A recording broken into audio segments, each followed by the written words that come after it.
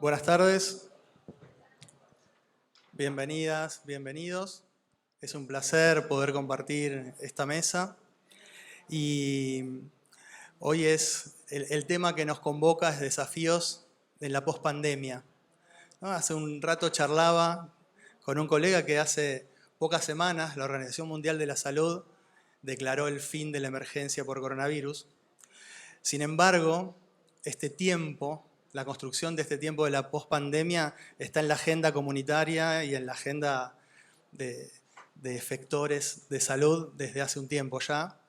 Y estos momentos que atravesamos crisis, dolor, buenas decisiones, malas decisiones, sistemas de salud muy golpeados, sistemas de salud resilientes, encuentros, posibilidad de interacción público-privada, vacunas, esperanza. Todo eso hizo que un nuevo escenario aflore y que a nivel global, a nivel general y en especial a nivel de la salud pública, que nos invitan a pensar sobre ideas refundantes en la salud pública. Hoy tengo el enorme placer, y ustedes también, de poder compartir este conversatorio con Patricia Pittman y Nicolás Kreplak, que van a ser quienes van a conducir este momento. Cada quien va a tener 20 minutos en su exposición y luego vamos a tener unos 10 minutos para preguntas e intercambios. Les voy a pedir por favor que pongan sus teléfonos en silencio o en modo vibrador quien necesita recibir alguna notificación.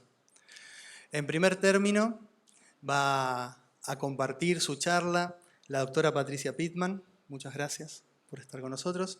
Es directora del Mueller Institute y profesora del Departamento de Políticas y Gestión de la Salud de la Universidad George Washington. Como directora del instituto, construyó una extensa investigación centrada en políticas que permiten al personal sanitario abordar mejor la equidad sanitaria, incluyendo la protección de derechos laborales de los trabajadores y las trabajadoras. Tiene larga experiencia en investigación sobre estos temas, con muchísimas publicaciones, y asimismo es asistente técnica del Gobierno Nacional y enseña análisis de políticas de salud y personal de la salud pública. Y Nicolás Kreplak, médico clínico y magíster en salud pública, ex viceministro de Salud de la Nación y actualmente ministro de Salud de la provincia de Buenos Aires, será quien seguirá la exposición. Así que bueno, muchas gracias a ambos. Adelante, Patricia.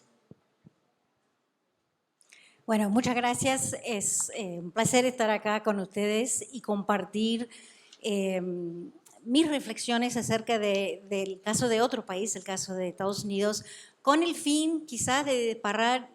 Es siempre, por lo menos para mí, ha sido útil poner mi cabeza en otro lugar como para poder después rever lo que estoy viviendo en mi lugar. Entonces el objetivo mío es quizás tomar un viaje con ustedes a otro lugar, que vean las cosas de manera diferente y ver de qué te sirve o no te sirve en la comparación. Entonces, bueno, yo, como dijo Germán, dirijo un instituto que trabaja el tema de la fuerza de trabajo y equidad de salud. Incluso es parte de nuestro nombre como instituto, porque consideramos que el tema de lo que nosotros llamamos Workforce Equity es el corazón del asunto, porque si quieres hacer trabajos en equidad de salud, es obligatorio que pases tu implementación a través de la fuerza de trabajo. Puede ser los médicos y las enfermeras clínicas, pero puede ser también las personas que representan la comunidad, que consideramos parte de la fuerza de trabajo en salud. Pero muchas veces las investigaciones sobre la fuerza de trabajo en salud se reduce al conteo de la cantidad de especialidades que necesitamos en un lugar determinado. En realidad es un tema mucho más complejo y tiene interseccionalidad con políticas de todo tipo. Entonces, el trabajo nuestro, bueno, nosotros lo definimos así. La visión es que los trabajadores de salud tienen las competencias, o sea, que hayan tenido educación adecuada, la oportunidad, que quiere decir que los sistemas de salud les permitan hacer ciertas cosas y el coraje individual y comunitario para asegurar que toda la población tenga la oportunidad de gozar de mejor estado de salud posible. Eso es la definición de equidad, por supuesto. Y esa es la forma en que juntamos estos dos conceptos, de la fuerza de trabajo en salud y equidad. Nosotros trabajamos con un marco conceptual que no es muy complicado, pero el objetivo de este marco es simplemente decir, no es solamente el conteo. Sí, tenemos un problema de la oferta, digamos, del supply. También tenemos un problema de mala distribución, pero eso no es el único tema. Nosotros abordamos esta temática en 6 áreas. El primero es quién entra, y en nuestro caso en Estados Unidos es muy importante que haya diversidad en cuanto a la representatividad racial y étnica, pero también de clase social. Después, cómo se educa con un problema tradicional, histórico, de que en general, sobre todo para los profesionales, se educa de una manera enfocada sobre el prestigio y el dinero, en vez de enfocado sobre las necesidades de las poblaciones más marginalizadas. En tercer lugar, y esto sí es la parte más tradicional, la distribución, que sería tanto de las especialidades como de los factores geográficos, sobre todo rurales. El quinto es a quién sirve, y este es un área que en general no se mira cuando se trabaja sobre la fuerza de trabajo en salud. Si estás trabajando en el hospital alemán, por ejemplo, no estás viendo sectores populares y sectores marginalizados. ¿Quién ve qué profesionales están viendo, qué sectores de la población? Es muy importante. En nuestro caso, por ejemplo, hay seguros populares y muchas organizaciones y muchos trabajadores de salud hacen lo posible para no atender a esas personas porque el pago es muy bajo para esas personas. Lo mismo si no tenés seguro.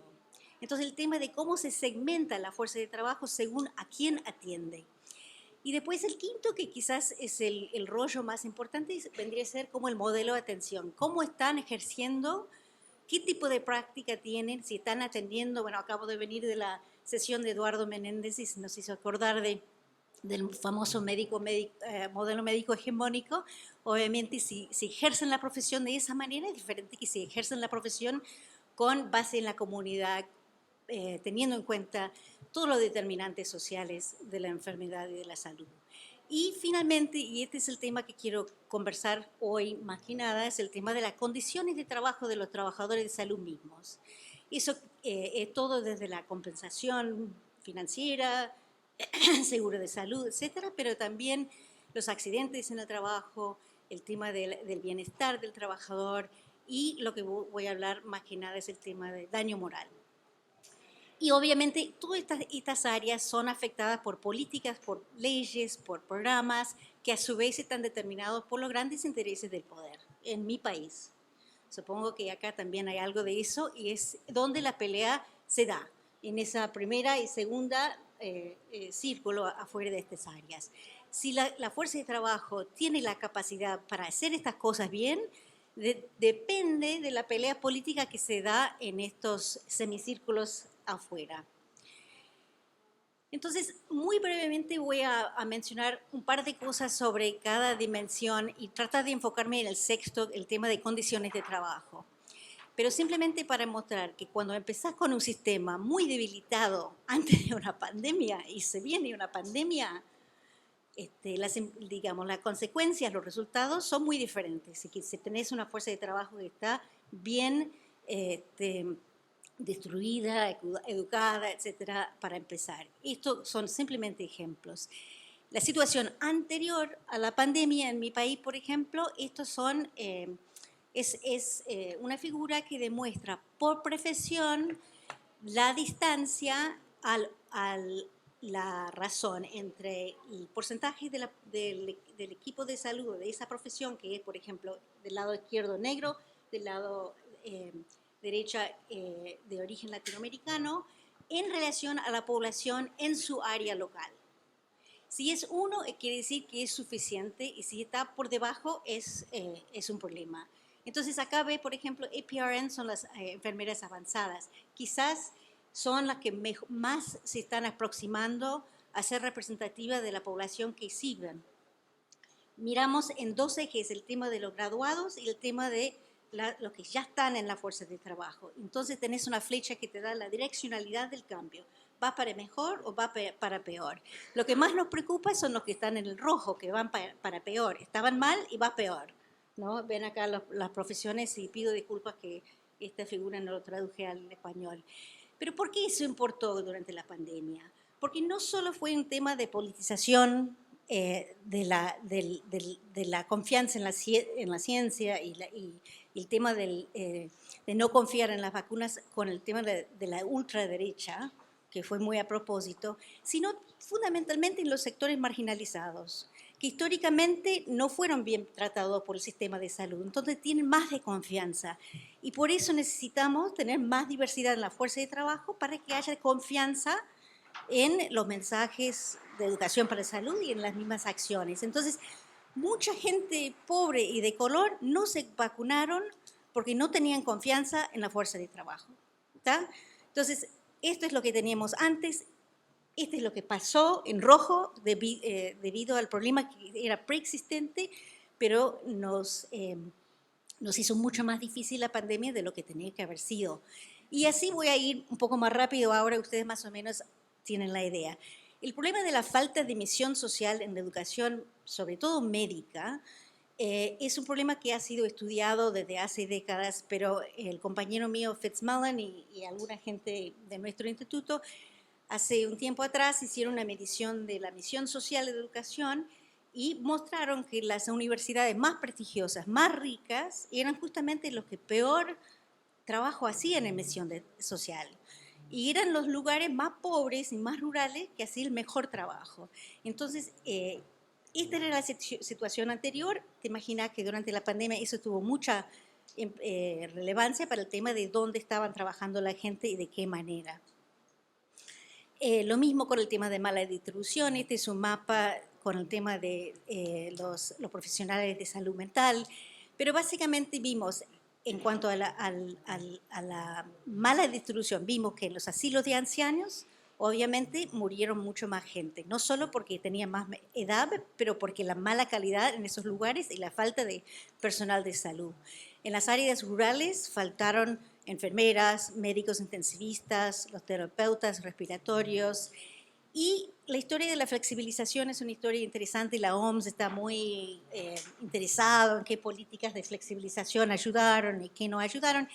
En mi país ayudó en algo, por ejemplo, empezaron a pagar más para la telemedicina, dejaron que las enfermeras expandieron su ámbito de práctica, y todo el tema de la preautorización de ciertos procedimientos se suspendió. Eso ayudó un montón, pero ya empezando en este mes todo se fue para atrás. Ahora te imaginas lo que significa eso en la práctica de los profesionales, ¿no? Es una gran frustración y causa, más que frustración, causa mucha rabia. El tema segmentado lo hablamos un poco antes, el tema de quién atienden, obviamente, aunque todo el tema de la cobertura universal para la enfermedad de COVID fue, durante el periodo de la emergencia, fue cubierto, toda la comorbilidad, que era tan pronunciado, no fue cubierto. Entonces, ¿para qué internarse si te van a cobrar para todas estas otras cosas que estabas postergando? Y finalmente el tema de la reforma del modelo de atención. Ustedes saben que hay muchas reformas dirigidas hacia el tema de pago por el valor, por resultados, y hay algunas ideas incipientes que estaban empezando en cuanto a la formación de equipos, en cuanto a la detección de los determinantes sociales, mejor conexiones con los servicios sociales y la coordinación, sobre todo lo que llamamos la estratificación por necesidades de la población. Pero no era suficiente, porque estas reformas estaban muy al principio. Eso significó que cuando necesitábamos promotores de salud para trabajar en los barrios, no alcanzaba. Cuando necesitábamos gente de salud pública para trabajar en educación y vigilancia y seguimiento de los casos, no había. Y el tema de la falta de coordinación público-privado entre los hospitales y los departamentos locales de salud también fue un problema. Claro, todas estas cosas se aprovechó para tratar de ser un poco más, pero estábamos en una situación muy negativa al comenzar.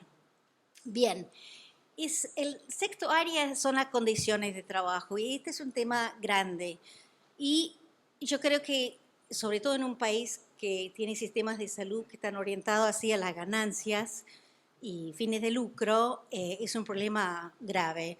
Tenemos, por un lado, toda la gente que trabaja en los asilos y también en las casas, que reciben muy bajos ingresos y en general no tienen ningún tipo de seguro de salud ni vacaciones, con lo cual, como dijo Eduardo y varios en la conferencia allá, ellos obviamente tuvieron que seguir trabajando y obviamente estaban contribuyendo al contagio al tener que hacer eso. Entonces eso obviamente tenía un efecto muy negativo para el tema de la pandemia. Pero también teníamos muchos problemas, muchos problemas con la parte más clínica. En Estados Unidos, por lo menos, y supongo que es lo mismo en Argentina, el sector salud tiene la tasa de accidentes y de enfermedades ocupacionales más altas de todos los sectores, por lejos, 5 veces más accidentes, aún que la gente que trabaja en campo. Y la tasa de suicidio entre médicos y enfermeras es el doble lo que es de la población general. Bueno, esto cuando vino la pandemia obviamente explotó. Tuvimos muchísimos muertos de trabajadores de salud y no teníamos una agencia regulatoria con la fuerza para hacer inspecciones, a pesar de que esta gente estaban reportando y quejando al gobierno por las malas condiciones de seguridad ocupacional. No había la capacidad para visitar los hospitales y para implementar las multas y hacer ese tipo de regulación exterior. Y eso con el tiempo, y no quiero entrar mucho porque hubo varias etapas obviamente, y hubo etapas que eran más difíciles que otras, pero básicamente resultó en general en lo que la literatura llama agotamiento o burnout.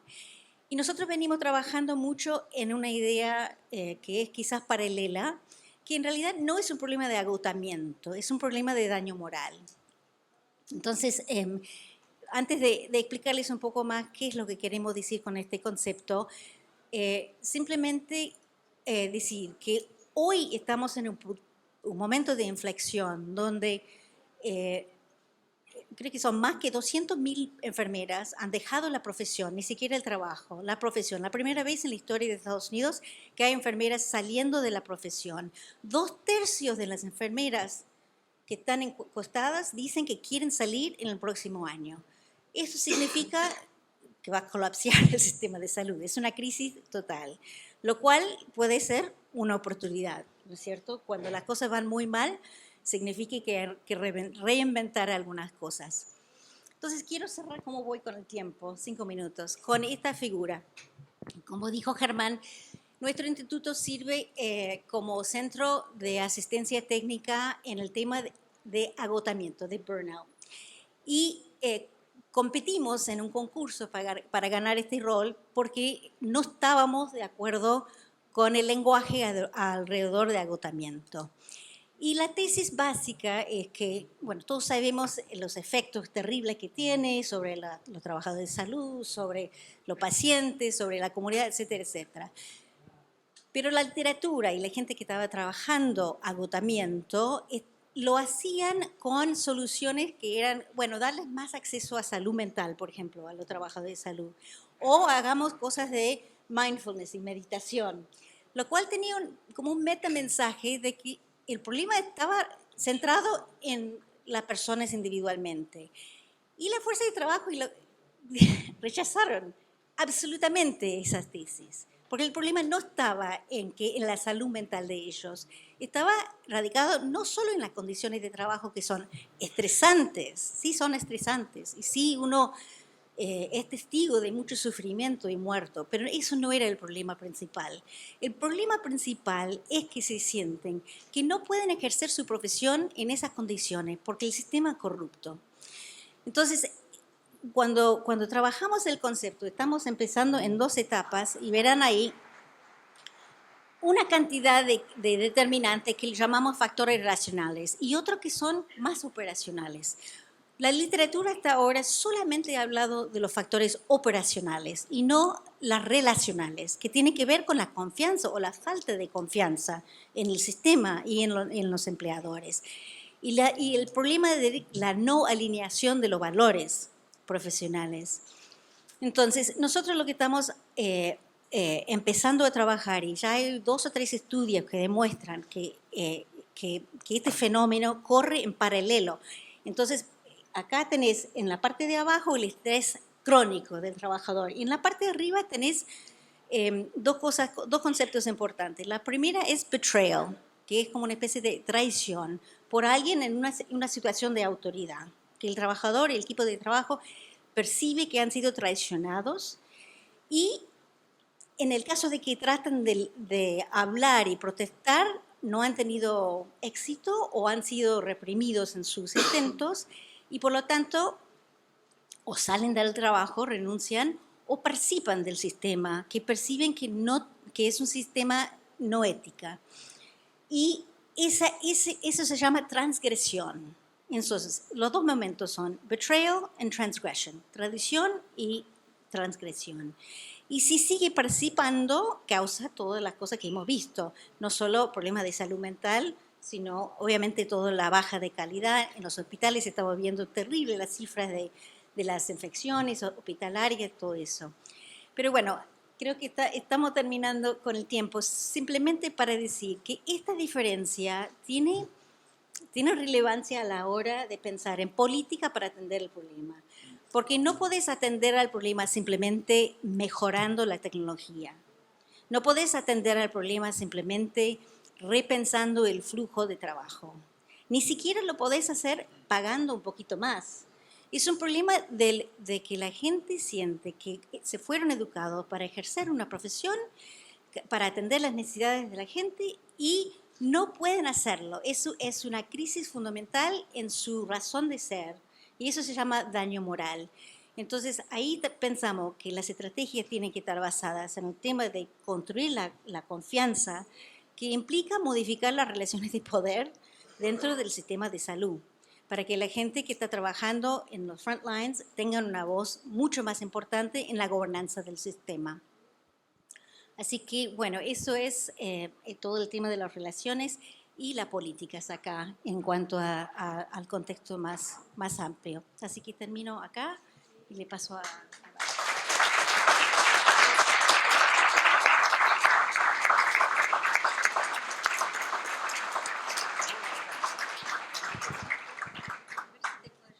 Muchas gracias, Patricia.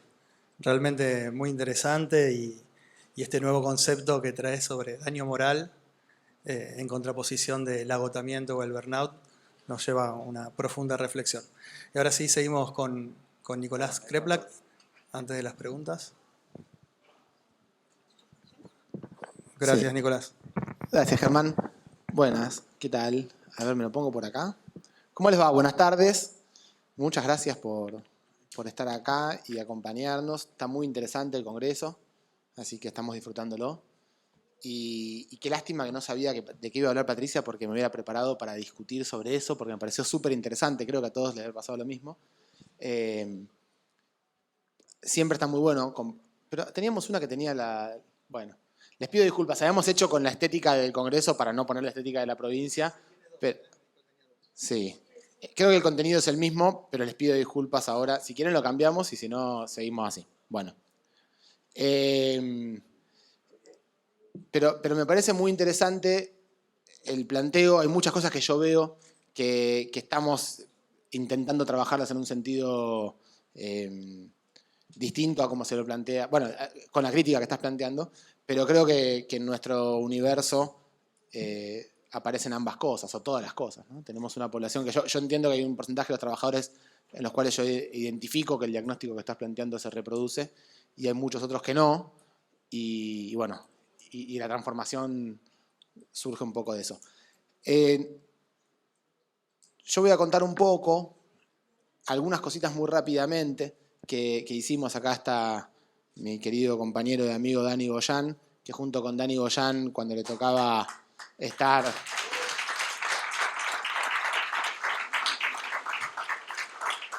cuando nos tocó la gestión en el ministerio hicimos una serie de cosas y las voy a contar como súper resumidamente. La idea era pensar en términos generales qué fue lo que pasó en la pandemia, qué problemas teníamos y después cuál es la agenda post pandemia, hacia dónde estamos yendo ahora, qué es lo que queremos hacer, pero que es imposible no pararse primero en el diagnóstico previo y además en lo que nos pasó en la pandemia a todos. Así que voy a decir súper rápido esto, pero bueno, nosotros teníamos el sistema de salud que ustedes conocen, que tiene Argentina, que es la suma de todos los sistemas de salud del mundo, o sea, están todos, no sé si sumados, porque sumados sería, si quieren, una operación algebraica con algún resultado. No, son grupos que están ahí y están todos los sistemas con algunos vasos comunicantes o miles, pero ni siquiera es una ecuación. Y todos, ¿no? La seguridad social, el sector privado, todas las cosas juntas. Con la enorme salvedad de que nosotros tenemos la idea del derecho a la salud puesta por delante y que la defendemos y lo quiero decir porque la principal acción sanitaria de la pandemia fue cuando el presidente y el gobernador dijeron que estábamos ante una emergencia y que la vida es lo más importante. Cuando pasó eso, esa fue la principal acción de salud que nos dio el marco de trabajo a todos nosotros y tiene una historia eso, ¿no? Tiene la historia del derecho a la salud en nuestro país, que es la historia de Carrillo, de Evita, quiero decir, ese recorrido. Bueno, me voy rápido a esto. Teníamos que lograr que el sistema de salud no colapse, el Estado hacerse cargo de esto por primera vez en mucho tiempo, que el Estado reasuma la conducción del sistema de salud, no solo de los hospitales públicos, o como solía suceder, del hospital público provincial nada más, y que el municipal se encargue de los municipios y que las obras sociales se encarguen de lo propio, sino que dijimos esto es un problema que tenemos que hacernos cargos todos. El trabajador tiene que tener condiciones para poder quedarse en su casa, sea trabajador en blanco o no lo sea, quiero decir, una serie de cosas que se hicieron que por supuesto fue una enorme presencia e inversión del Estado, y teníamos que salir a resolver problemas que sabíamos que tenía el sistema de salud. Entonces, hago como muy rápidamente el zoom para llegar a esta parte, desde donde estábamos, y llegamos a esta parte que es, bueno, una fuerte intervención del Estado que nos dé gobierno, capacidad de gobernar el sistema de salud. No había laboratorios para hacer diagnóstico, entonces tuvimos que hacer laboratorios para hacer diagnóstico articulando con universidades, comprando, pero lo hicimos del público. Una cosa que es absolutamente novedosa y revolucionaria y que la seguimos trabajando fuertemente, que es el sistema de gestión de camas. Claro, en Estados Unidos, si uno lo mira, hay sistemas de información con muchísimos años de implementación, pero en Argentina no. No teníamos sistema de información, no tenemos casi sistema de información, teníamos que saber cuántas camas había, cuántas camas estaban ocupadas, cuáles eran de terapia intensiva, cuáles eran de guardia, dónde estaban, del público, nacional, provincial, municipal y del privado. Y tuvimos que hacerlo, y lo hicimos de una manera alucinante, con un esfuerzo gigante, con mucha inversión, pero lo hicimos. La forma de saber en qué lugar estaban las camas, porque sabíamos que iba a ser un recurso necesario. Cuando uno dice las camas, pareciera que estamos hablando solamente de esa parte, que es el fierro, la cama, pero en verdad estás hablando del proceso de cuidado, porque a partir de ahí empieza a tener información sobre quién ingresa, cómo le va al que ingresa, si empeora o mejora. Entonces empezó a tener mucha información que después fue tremendamente importante. Tuvimos que ampliar la dotación de camas de terapia intensiva, respiradores, terminar obras. Esto fue triplicar la cantidad de las camas que se habían hecho en 200 años, hacer el triple en 4 meses, 2 meses, qué sé yo, lo que pudimos. Entonces ahí tuvimos una gestión centralizada para poder hacer incluso derivaciones, así articulamos derivaciones del PAMI, del IOMA, del Estado provincial, municipal, con el sistema de información de camas y empezar a gestionar. Entonces, bueno, eso logramos hacer 200.000 derivaciones. Son 200.000 veces donde... Esto es la provincia de Buenos Aires. Hicimos telemedicina, cosa que también no existía. Yo me acuerdo que antes, cuando antes de empezar la pandemia, tuvimos algunas reuniones con algunos compañeros que decían, no sé si telemedicina se puede hacer, porque entonces se pauperiza la profesión médica. Era un tema en discusión, en muchos lugares del mundo se estaba aplicando, lo tuvimos que empezar a hacer. Y lo hicimos y empezó a funcionar de muchas maneras. Compra centralizada de insumos, que parece una pavada, pero también es un viejo anhelo con el compañero Jorge Rachidi y con Dani Goyan. Hace muchísimo tiempo decimos, ¿cómo hacemos para tener más poder del Estado a la hora de negociar con los proveedores? Bueno, hay que hacer compras centralizadas. En este momento hubo que hacerlo. Así que al hacerlo tuvimos no solamente mejor forma de comprar, sino sobre todo provisión. Cuando faltaron medicamentos de terapia intensiva en todo el país, provincia de Buenos Aires había comprado. Dani había conseguido importar, nos establecimos como importador. Entonces Argentina importó, Provincia de Buenos Aires importó insumos de China para los descartables cuando no había en el país y después importamos medicamentos de otros países de manera que tuvimos cuando en el resto faltaba. Importante porque entonces le faltaban las clínicas privadas, quizás las clínicas privadas más encumbradas de la provincia de Buenos Aires, pero no al Estado provincial. Entonces también teníamos capacidad de gobierno con un sector muy reticente a ser gobernado. Producción pública de oxígeno, retomamos unas fábricas que había abandonadas hacía 20 años, después hicimos unas más nuevas. Abordajes territoriales, siempre decimos esto porque cuando empieza la pandemia y todo el mundo se metía bueno, en todo el mundo decía faltan camas, respiradores, terapia intensiva. Nosotros decíamos, che, toda la vida diciendo que la clave del sistema de salud está en los territorios, en la atención primaria. No vaya a ser cosa que pensemos que un problema como una enfermedad contagiosa se va a resolver con terapia intensiva y respiradores y toda la vida pensamos otra cosa. Entonces organizamos un laburo territorial que fuimos a ver 6 millones de personas en su casa, ese es el número real. 6 millones de personas golpearon la puerta que le fuimos a ver a la casa. Nos fijamos si tenía COVID, pero de paso nos fijamos si tenía la IFE, estaba cobrando el subsidio, si le estaba llegando la alimentación, si tenía el DNI, si justo tenía un tratamiento crónico de una enfermedad y se habían cortado los colectivos, entonces lo tenemos que llevarlo para... Bueno, eso, la presencia del Estado en materia integral, ¿no? La campaña de vacunación, que fue masiva y alucinante porque se vacunaron todos. En la provincia de Buenos Aires se vacunaron todos. Porque también eso, escuchar, me parece muy interesante. Sectores más marginales que en otros países del mundo, por diversas razones, no tenían confianza en el sistema, no se lograron vacunar. En Argentina se vacunaron todos. En la provincia de Buenos Aires se vacunó el 99% de las personas, que es virtualmente todos. Bueno, después vamos a hablar un poco, pero el resultado de que se hayan vacunado todos, y todos en el mismo lugar, y todos en el sector público, y todos se fueron contentos, no tiene muchos precedentes. Que el más rico no sintiera que compartir el lugar con el más pobre era un desmedro para ellos. Y en salud mental se hizo un trabajo muy grande al principio. Había algo que yo creo que Patricia lo debe tener mucho más trabajado, pero una cosa que empezó a suceder cuando empieza la pandemia es que muchos de los trabajadores y trabajadoras no sabían qué hacer con una infección respiratoria.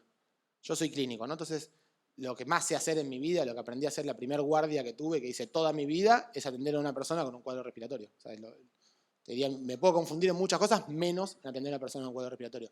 Pero cuando estaba empezando el COVID, había tal nivel de preocupación, temor, miedo, angustia, que no sabían cómo abordar un tema del cual estoy seguro que todos sabían cómo abordarlo. Así que empezó el cuidar a los que cuidan, un trabajo del Ministerio de Salud para darle espacio de escucha, espacio de participación. Surgen los comités de emergencia entre los hospitales donde participan los sindicatos, los trabajadores, las autoridades, y se empieza a dar ese espacio de discusión en donde se reorganiza la función de ser. Hay un dato que ahora se publicó hace muy poquitito. En Argentina, durante la pandemia, y lo digo, estoy siendo demasiado exitista, ahora viene la parte negativa, se redujeron los suicidios. Hubo menos suicidios durante el 2020 y 2021 que los 5 años anteriores y lo que vino después. La presencia del Estado, la presencia de esta manera del Estado, reorganizó la función de todos. Todos teníamos un rol, de alguna manera. No digo que no haya tenido impacto negativo en las personas, pero se sabía qué hacer. Hubo una presencia muy grande. Si había que quedarse en casa, todos teníamos que militar quedarse en casa, todos tenemos que tratar de que todos nos quedemos en casa. Después vino, se horadó, se trabajó mucho para intentar romper esa unidad que se había generado en el pueblo, pero dato concreto, menos suicidios, digamos, ¿no? Es un dato muy fuerte. Bueno, y digo esto último de la pandemia y ya me pongo con la pospandemia. Soy re charlatán. Bueno, este es un estudio que hicimos de desigualdad. Siempre hay que medir desigualdad, siempre hay que estudiar desigualdad. Porque si no, no se entiende de qué estamos hablando. Y esto es un estudio muy parecido a un score de Gini, básicamente. Lo que se ve para arriba son los distritos que tienen mejores condiciones socioeconómicas y para abajo los que peores condiciones socioeconómicas tienen. Y la raya del medio es cuando el Gini es completamente igual, digamos, ¿no? Lo que ven ahí es la morbilidad y mortalidad a lo largo del tiempo, 2020, 2021, en la pandemia. Y lo que se ve es que está muy cerca del 0. ¿Sí? Podría haber seguido hasta 1. Está muy cerca del 0. Hay muy poca desigualdad. E incluso la desigualdad, hay un poquito más de carga de enfermedad, pero es marginal esto, en los territorios un poco más ricos que los más pobres. Esto no se ve en casi ningún lugar del mundo. En casi todos los lugares del mundo, los sectores más pobres se enfermaron más y se murieron más. Porque tienen peores condiciones habitacionales, porque comparten la casa con 2 familias, 3 familias, entonces cuando uno se enferma no tienen forma de aislarse, porque tienen peor nutrición, porque tienen enfermedades crónicas. Todos sabemos que la distribución de enfermedades crónicas, cardiovasculares, etcétera, que empeoraban el riesgo de enfermarse y de fallecer por COVID, por ejemplo, se distribuyen de una manera desigual, donde los más pobres tienen más obesidad, más enfermedades cardiovasculares, más diabetes. Es decir, hay desigualdad en la salud de nuestro país, claramente. En este episodio y de esta forma que se abordó el problema, no hubo desigualdad. Especialmente no hubo más sufrimiento en los sectores más pobres. Esto está publicado. Y me parece muy interesante, porque si nosotros pudimos conseguir esto con este abordaje, que no es solamente un problema de recursos, sino sobre todo, para mí, vuelvo a decir lo que dije al principio, que la principal medida sanitaria fue que el presidente de la Nación, el gobernador de la provincia de Buenos Aires, condujeron el proceso. Es decir, la relevancia política, acá tenemos compañero intendente, que fue el que se encargó de que en su distrito se cumpliera los cuidados de la salud. Es decir, las autoridades políticas, para tomar decisiones, hacen mucho más eficiente el sistema de decisiones. Bueno, esto fue lo que hicimos. Políticas públicas basadas en la evidencia, promoción de la investigación. Investigamos mucho en los hospitales, vacunas investigamos en los hospitales públicos. Investigamos medicamentos propios como el plasma de convaleciente. Se hicieron muchísimas cosas. Se aplicaron guías de práctica clínica en el público, en el privado, en todos los municipios. Todos nos pusimos de acuerdo con qué había que hacer. Entonces tuvimos resultados. También otro dato que no está acá. El dato de terapia intensiva, mortalidad en terapia intensiva fue la misma en los grandes hospitales públicos y en los grandes sanatorios, o a veces un poco mejor en los públicos. Es decir, en lo público, en lo privado, en lo más alejado, en lo más chico, todos los municipios que tuvieron que instalar una terapia intensiva que antes no tenían, también tuvieron la misma tasa de mortalidad al paciente que ingresaba que los grandes hospitales. Es decir, se trabajó con protocolos, se bajaron los recursos y se cumplió el mismo objetivo. Esto es muy interesante. Bueno, y trabajamos con otros organismos del Estado muy fuertemente con articulación de todos. Pero ¿en qué estábamos nosotros? Esto lo voy a decir lo más rápido que pueda. Nosotros arrancamos la gestión, al mismo tiempo hicimos un ASIS, un análisis de situación de salud de la provincia de Buenos Aires, para ver qué estaba pasando con carga de enfermedad, con recursos, con oferta, porque si tenemos que planificar hacia dónde íbamos, tenemos que partir de un diagnóstico, bueno, con las dificultades que tiene hacer un diagnóstico, pero bueno, comparando los distritos de más ricos a más pobres, podemos discutir cuál es la oferta de servicio de salud. No me voy a poner a describir la distribución de la enfermedad, pero todos sabemos que en los distritos más pobres hay más carga de enfermedad que en los más ricos, así que simplificamos con eso. Entonces, ¿qué es 1 versus 4? Es ¿qué pasa en los más pobres versus en los más ricos? En los más pobres versus los más ricos. 1 son más pobres, 4 son los más ricos. 3 veces menos establecimientos con internación en los más pobres que en los más ricos, 2 veces menos establecimientos sin internación, 2,5 menos establecimientos provinciales por cada 100.000 habitantes, 50% menos de CAPS en los distritos más pobres que en los más ricos, te lo paso rápido, 50% menos de camas privadas y, dolor, 80% menos de camas públicas. Es decir, incluso el público es peor para distribuir la oferta. Esto tiene mucho que ver con la coparticipación de la provincia, que es que paga el que ya tiene. Entonces, si yo tengo más instalado, recibo más dinero, el que menos tiene está metido en un círculo del cual jamás puede salir para poder invertir. 3 veces menos camas municipales, entonces en los más pobres que en los más ricos, 5 veces menos establecimientos de alta complejidad. Peor aún, más lejos están las necesidades más costosas de aquellos que más precisan y más depende del sector público. Un sistema de salud desintegrado, sin articulación entre los servicios nacionales, municipales, provinciales, y ni hablar con los otros subsectores, esto lo conocemos. Infraestructura hospitalaria muy abandonada, se suele decir que más o menos el 10% de lo que cuesta un hospital es lo que hay que invertir por año para mantenerlo. Se invertía prácticamente 0. Entonces, uno dice, nosotros tenemos 80 hospitales en la provincia de Buenos Aires, tenemos que tener la inversión de 8 hospitales nuevos por año para sostener los hospitales. Eso es lo que estamos haciendo ahora, pero que realmente no lo teníamos. Inequidad de acceso a los servicios, bueno, por la oferta también. Y la distribución de los servicios sin planificación. Esto es un problema gigante, no hay gobierno. Al no tener gobierno, viene alguien y dice, bueno, yo quiero hacer, no sé, llegó al distrito un neurocirujano, así que le vamos a hacer un servicio de neurocirugía. pero es lo que se necesita, lo podemos financiar. El distrito al lado hizo un servicio de neurocirugía, entonces viene uno, digo neurocirugía, no se me ofenda a nadie, discúlpenme, lo pongo como un ejemplo de algo difícil de sostener, pero pongámosle cualquier cosa, ¿no? En un distrito se hizo eso, y entonces uno lo ve y dice, che, al vecino le fue bien con esto, lo hago yo también. Entonces quizás tenemos sobreoferta de algo y falta de oferta de otro. O peor aún, cuando es un negocio, vienen y te lo ponen en el privado. Y quizás, esto es un ejemplo viejo, siempre Dani lo cuenta, si uno tiene una clínica que tiene servicio de diagnóstico, tiene guardia, tiene terapia intensiva, tiene cosas que tienen un costo pasivo muy grande mantenerlo abierto, pero también tiene un servicio que hace endoscopías y que le da un poco más de rédito, viene uno enfrente, le pone un consultorio que abre de 8 de la mañana a 5 de la tarde, hace las endoscopías, sin costo de mantenimiento, le saca esa parte rentable de la clínica y la clínica que tenía terapia intensiva, guardia, se funde. Nos pasó en todos los pueblos de menos de 70.000 habitantes en la provincia de ciudades, de menos de 70.000 habitantes de la provincia de Buenos Aires, se quedaron sin infraestructura privada porque hubo una inversión sin ningún tipo de planificación que no responde para nada a los intereses sanitarios del pueblo. ¿Sí? No hay gobierno sobre esto. Digo el privado, claramente nos pasa con el público también. Sin sistema integrado de información, con inequidades en la distribución de la fuerza laboral. Esto está clarísimo, también bueno, pasa en todo el mundo, pero nos pasa también a nosotros. Bueno, así que esto básicamente es el diagnóstico.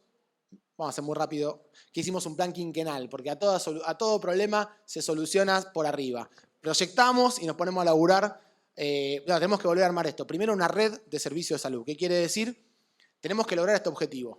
No importa si una persona tiene una obra social, no tiene obra social, tiene prepago, no importa. Su derecho a la salud es uno, tiene que ser explícito, tiene que ser claro, y nosotros estamos ocupando de cómo se financia. Si el hospital es municipal y tiene que tener un servicio más costoso y no lo puede sostener el municipio, la provincia tiene que ocuparse de arreglarlo. El sector privado, que en nuestro país financia la oferta, financia la demanda, quiere decir subsidia la demanda, pero el hospital público subsidia la oferta, necesitamos integrarlo. Y integrarlo no significa que el hospital público se ponga a trabajar como una clínica, entonces rechace a aquel que no tiene cobertura. A veces significa que la seguridad social y el sector privado entiendan que el hospital público necesita apoyo financiero de otra manera. Si va a tener a su población, porque en el distrito lo único que hay es el hospital provincial, entonces necesitamos que la población con cobertura de prepago de obra social sea también atendida y financiada por esto. Entonces hay una discusión sobre financiamiento, pero lo más importante es la red. La red, lo que queremos decir es, tenemos que tener un flujo de financiamiento que unifique para que haya oferta de servicios de salud, no importa de quién es, si es nacional, provincial o municipal. Yo voy a decir cómo se hace esto, no está hecho. Esto estamos trabajando, ahora estamos haciendo algunas partes de la red que nos están empezando a ayudar, como se hizo con la pandemia, por supuesto. Las integraciones interjurisdiccionales, y hay una parte muy importante que es la creación de ámbitos. Hoy lo decía Arnaldo cuando hablaba de la participación popular en la toma de decisiones. No sé si está todavía por acá, pero lo decía hoy a la mañana en la apertura. Nosotros tenemos un órgano provincial que es el COSAPRO, que es el Consejo de Salud de todos los secretarios de salud, que estamos trabajando, pero ahora empezamos a organizar los CORESA, que son los por región sanitaria con todos los secretarios de salud, que tienen que tener la capacidad de tomar estas decisiones. ¿Va una clínica ahí o no va una clínica ahí? ¿Va a una residencia? ¿De qué característica? Es decir, la toma de decisiones bajarla a los territorios para poder desde la provincia saber qué hay que financiar, cómo hay que financiar, qué recursos hay que buscar. Tenemos que buscar un modelo de atención y transformar el modelo de atención y ahí tenemos que transformarlo en un modelo de cuidados integrales. Tenemos que dejar de trabajar con esta idea de la oferta de servicios y de tecnologías como un maxi kiosco, digamos, de la salud. Uno va a la guardia, va a hacerse una endoscopía porque cada tanto siente que hay que hacerse una endoscopía y tener procesos de atención de cuidado organizados por niveles de complejidad. Para esto hay muchas cosas que estamos haciendo. La primera es empoderar al primer nivel de atención. Acá tenemos al secretario de Salud de Quilmes, por ejemplo. Y en Quilmes le estamos dando el 30% de los turnos de los hospitales provinciales, los administran los centros de salud. Entonces ahora es más fácil conseguir una endoscopía en el hospital provincial de Quilmes, yendo al CAPS del barrio, que es nuevo, que le pusimos plata, qué sé yo, que yendo a hacer la cola a las 4 de la mañana para reorientar el flujo y darle más poder al primer nivel de atención, para tener una lógica de cuidado. Los hospitales provinciales están transformándose en hospitales de cuidados progresivos. Los que tenemos historia hospitalaria sabemos de qué se trata esto. Es básicamente dejar de tener servicios que gobiernen puertas para adentro y una continuidad de cuidados por nivel de complejidad. Ya termino. Voy a decir la última cosa porque es muy importante. El sector privado particularmente hace muchísimas décadas que paga muy poco, mucho menos, así muy poco, mucho menos a los que ejercemos las profesiones de la medicina de cuidado, que trabajamos la clínica. Generalistas, pediatras, médicos clínicos, terapistas, neonatólogos. Ganamos en el idioma 50% menos que el promedio. En general estamos más o menos en la mitad o un tercio de lo que ganan el resto de los profesionales. Me refiero a otros que tienen otro tipo de intervenciones, diagnósticas o terapéuticas. Entonces, ¿qué está pasando? No se ocupan los cargos de residencia, como decía Patricia recién, está lleno de pediatras, generalistas, que no hacen ni pediatría ni medicina general, se están dedicando a otras cosas porque eso no lo llena, mucho trabajo, mucha responsabilidad, poca remuneración. Así que lanzamos un programa que se llama Más Salud, Más Cuidado, para invitarlos a que vengan a los pibes, le pagamos más la residencia, pero además le pagamos la carrera de profesional en la universidad, le ponemos beca de investigación, le ofrecemos cargo de dedicación exclusiva, hay que luchar contra el multiempleo. Hay que ofrecerles una dedicación de mucho más tiempo en un hospital, con mejor remuneración, con un proyecto de vida. Hay que ofrecer a los trabajadores y trabajadoras un proyecto de vida, que puedan tomar decisiones en su lugar de trabajo, que puedan ser parte de las transformaciones que hay que llevar adelante y que puedan verse los próximos 20 años ahí. Entonces, para eso hay que ofrecerles mejor salario, pero sobre todo participar en la toma de decisiones. Una distribución más horizontal del poder. Bueno, sobre esto estamos trabajando, acordando con obras sociales, para que también el sector privado le empiece a pagar el IOMA, empiece a pagarle 30% más a los pediatras y a los clínicos que al resto de las consultas a otros especialistas. Queremos que vuelvan. La mayor parte de los que cuando estudiamos medicina queremos hacer medicina general, clínica, pediatría, y hacemos otra cosa porque vemos que el camino, o cirugía, debo decir, cirugía general también, porque el camino económico te lleva a otro lugar. Revirtamos eso y yo insisto, el Estado tiene la responsabilidad también de gobernar al privado de la seguridad social. Ya me fui. Listo, gracias. Disculpen.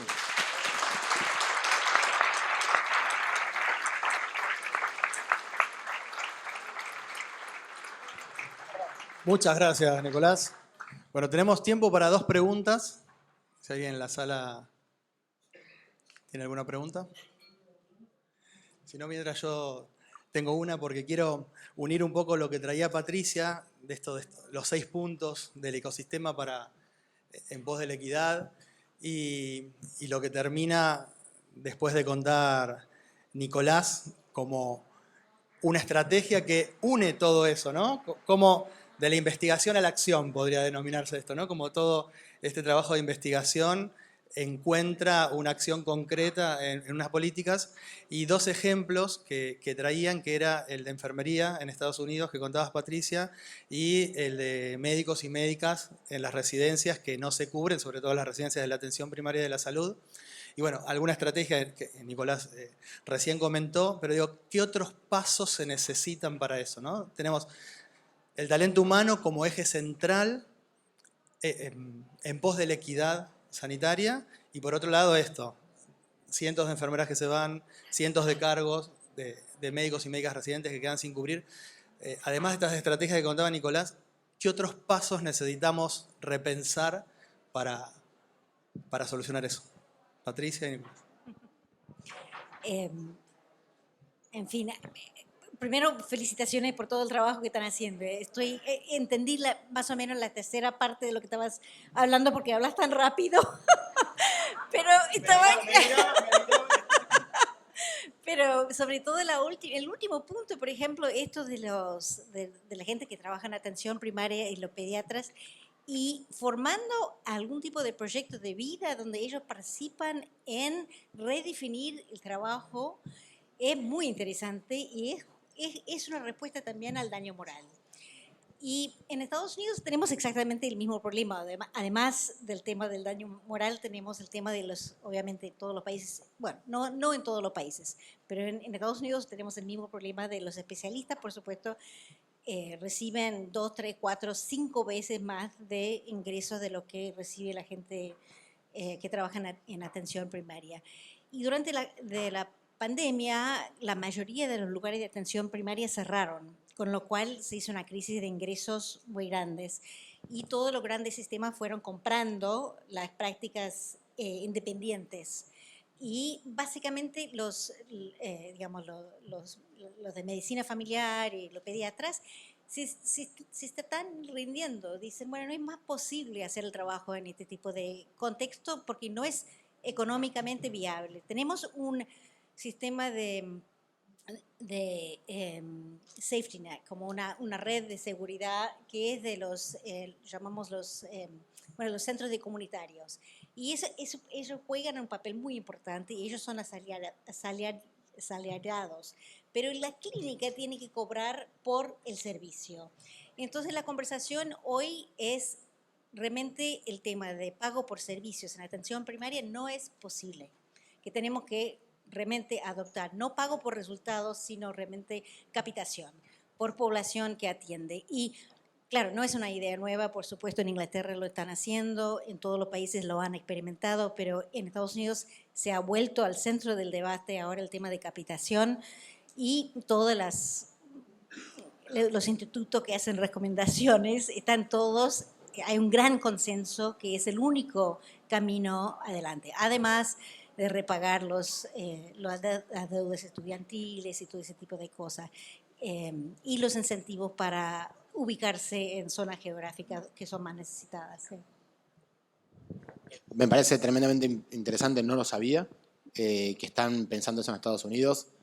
Qué bien, que estén trabajando la idea de subsidio de la oferta y no solamente subsidio de la demanda, porque hay prácticas de cuidado que no se pueden hacer pagando prácticas nada más, así que está muy bueno. A mí me parece, para sumar a la pregunta de Germán, tenemos que discutir los roles del equipo de salud muy fuertemente. La provincia de Buenos Aires es bastante pionera en esto, en que las obstétricas, ahora estamos haciendo un trabajo con enfermería también muy importante, jerarquización, pero hay que discutirlo más en el modelo de atención. Tenemos que animarnos a hablar del modelo de atención bastante. Tenemos que ver otras responsabilidades y eso va a ayudar a las dos cosas. También a sacarle un poco de carga y de presión al médico que se siente frustrado porque está haciendo muchas tareas y dejarlo en las tareas que a los médicos nos gusta más hacer.